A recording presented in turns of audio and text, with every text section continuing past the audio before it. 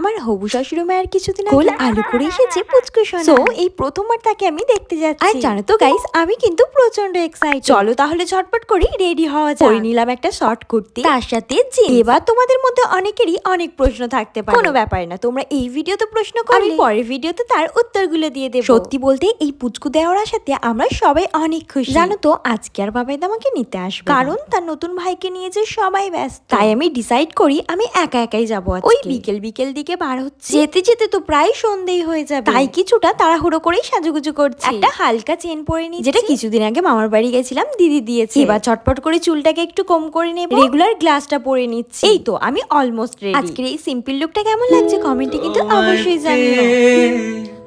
হয় যে মনে আর জনমেও সাথী ছিলাম আমরা দুজন।